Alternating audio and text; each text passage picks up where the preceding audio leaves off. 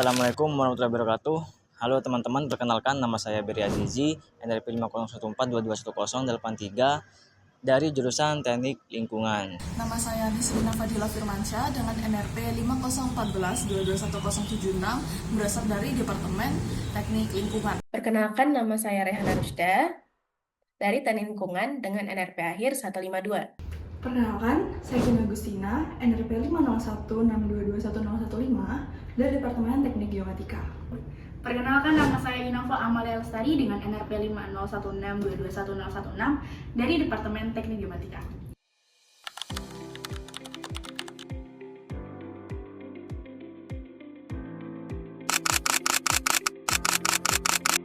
Warga sipil. Padahal di satu sisi menjadi sangat penting bagi negara untuk menjamin Pak Surya Paloh mengatakan gitu ya dalam pidatonya, demokrasi itu perlu keseimbangan antara hak dan juga kewajiban. Pada video kali ini, kami akan membahas terkait dengan hak dan kewajiban warga negara. Nah, sebelumnya, jika kita mendengar kata HAM atau hak asasi manusia, apa sih yang terpikirkan oleh kalian? Sebagian orang mungkin menganggap bahwa HAM itu adalah soal terkait kebebasan berbicara, terkait kebebasan berpendapat, atau terkait kebebasan untuk menjadi diri sendiri. Nah, namun sebagian lainnya juga ada nih yang berpendapat bahwa pembicaraan tentang HAM itu adalah hal yang besar di mana jauh dari kegiatan kita sehari-hari.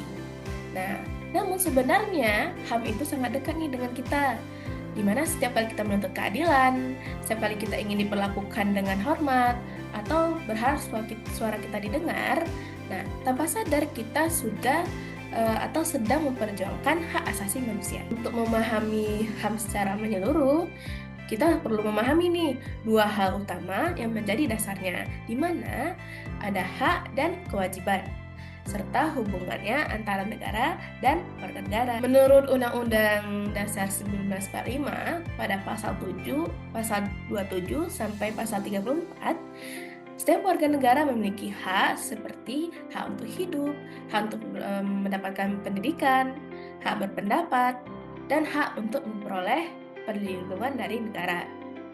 Nah, bersamaan dengan hak tersebut, kita juga punya nih yang namanya kewajiban, di mana seperti menaati hukum, seperti menghormati hak orang lain, serta ikut menjaga ketertiban dan kesejahteraan bersama. Nah, menurut Nota Negoro, hak dan kewajiban adalah dua hal yang tidak bisa dipisahkan nih, di mana hak selalu diiringi dengan kewajiban, karena keseimbangan antara keduanya adalah kunci dari terciptanya keadilan dalam masyarakat. Kita tidak bisa hanya menuntut hak tanpa menjalankan kewajiban sebagai warga negara. Di sisi lain, negara juga memiliki peran besar nih.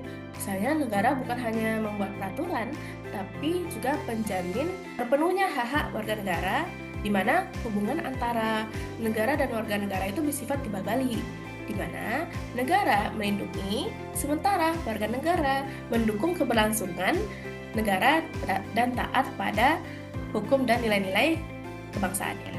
Di era digital ini tentunya sosial media digunakan oleh orang-orang sebagai tempat atau media untuk mereka berekspresi.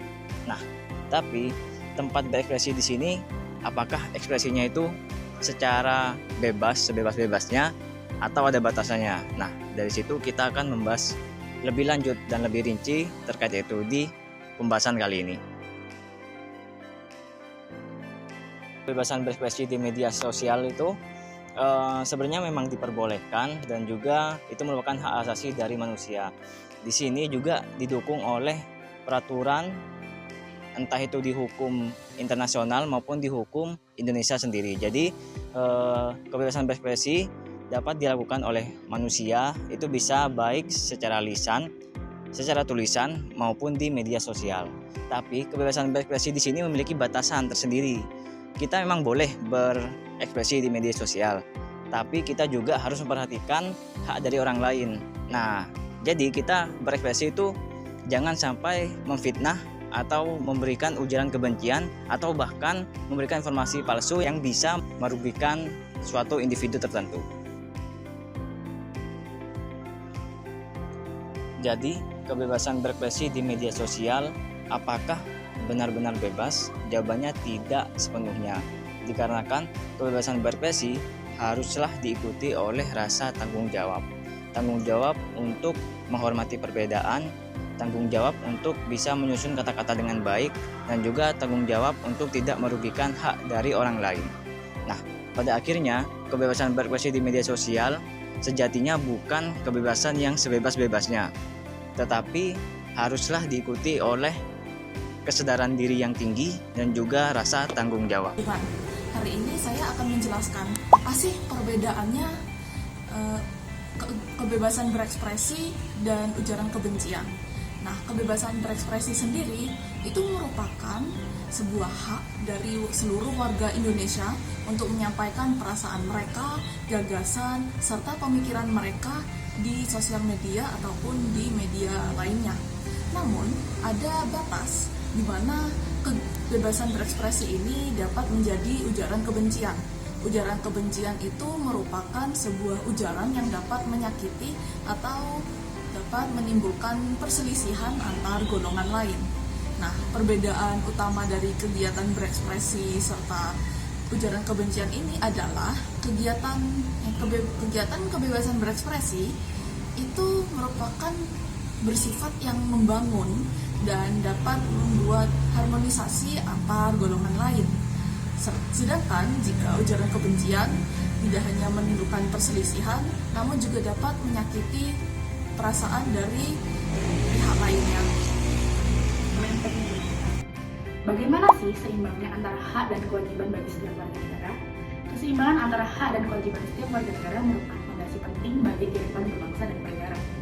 Hak individu setiap warga negara merupakan hak yang akan memberikan kebebasan berpendapat, kebebasan bekerja, dan kebebasan hidup layak. Namun, di balik setiap hak yang dapat kita dapatkan, terdapat kewajiban yang harus kita penuhi. Kewajiban sebagai warga negara, misalnya menaati aturan atau hukum negara tersebut, menghormati pendapat orang lain, ikut serta dalam pembangunan, serta turut berkontribusi dalam menjaga persatuan dan kesatuan bangsa. Kalau kita hanya menuntut hak tapi lupa akan kewajiban, maka kehidupan berbangsa dan bernegara jadi tidak seimbang. Bayangin aja setiap orang hanya mau didengarkan tapi tidak mau mendengarkan. Chaos kan? Justru sebaliknya juga, kalau kita hanya memikul kewajiban tanpa mendapatkan hak yang semestinya, maka kita akan merasa tidak adil dalam menjadi warga negara. Jadi, keseimbangan antara hak dan kewajiban adalah di saat bahwa kita sadar hak akan selalu berdampingan dengan kewajiban. Keseimbangan antara hak dan kewajiban setiap warga negara bukan berarti kita hanya menuntut hak tanpa melaksanakan kewajiban, atau sebaliknya kita hanya memikul kewajiban tanpa mendapatkan hak yang semestinya. Misalnya, kita sebagai warga negara memiliki hak untuk hidup di lingkungan yang bersih, maka kita berkewajiban untuk menjaga lingkungan tersebut dan tidak mencemari lingkungannya. Kedua, kita memiliki hak untuk memilih pemimpin, maka kita juga berkewajiban untuk mengikuti pemilu dengan jujur. Ketiga, kita memiliki hak untuk berpendapat di ruang publik, maka kita juga berkewajiban menjaga dan menghormati pendapat orang lain. Dengan demikian, keseimbangan antara hak dan kewajiban dapat menumbuhkan rasa solidaritas, tanggung jawab, serta rasa saling menghormati antar sesama warga negara. Jika setiap warga negara dapat menempatkan keseimbangan antara hak dan kewajiban secara proporsional, maka akan tercipta lingkungan yang tertib, aman, dan damai.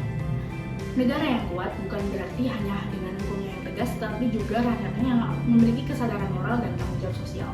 Dengan demikian, keseimbangan antara hak dan kewajiban setiap warga negara bukan hanya sekedar teori kewarganegaraan, tetapi juga sikap nyata yang harus kita laksanakan setiap hari, mulai dari lingkungan sekolah, keluarga, ataupun masyarakat luas. Yuk mulai dari diri sendiri, karena negara yang kuat berawal dari rakyatnya yang sadar akan hak dan kewajibannya. Pernah nggak sih kalian merasa hak-hak kalian dilanggar di ruang digital? Misalnya ketika data-data pribadi kalian disebarluaskan atau bahkan foto-foto kalian diunggah oleh orang lain tanpa seizin dan sepengetahuan kalian. Itu merupakan contoh nyata pelanggaran hak di dunia digital. Di era seperti saat ini, hak digital sama pentingnya dengan hak-hak di dunia nyata. Karena kita semua memiliki privasi, hak atas privasi, keamanan data, dan kebebasan berekspresi. Tetapi, kebebasan digital juga perlu diiringi dengan rasa tanggung jawab yang besar. Karena terkadang orang merasa terlalu bebas di dunia maya, sampai lupa kalau yang dia tulis, dia unggah, dan dia bagikan bisa saja melanggar hak orang lain. Contoh nyatanya seperti menyebarkan hoaks, menghina, atau melakukan perundungan online di kolom komentar. Itu semua merupakan bentuk nyata pelanggaran di dunia digital yang bisa membuat orang lain nggak aman dan nggak nyaman. Jadi, kalau teman-teman merasa hak-haknya dilanggar, penting untuk tahu cara melindungi diri, mulai dari berhati-hati menyebarkan data-data pribadi, melaporkan jika ada penyalahgunaan, dan menghormati privasi orang lain. Mari kita bangun dunia digital yang aman dan nyaman untuk kita semua, bukan tempat untuk saling menjatuhkan. Ingat bahwa menghargai privasi orang lain juga merupakan tanggung jawab kita sebagai pengguna media sosial yang bijak. Itu tadi pembahasan dari kelompok 6 dengan topik hak dan kewajiban warga negara. Jika ada salah kata, kami mohon maaf. Assalamualaikum warahmatullahi wabarakatuh. Jumpa.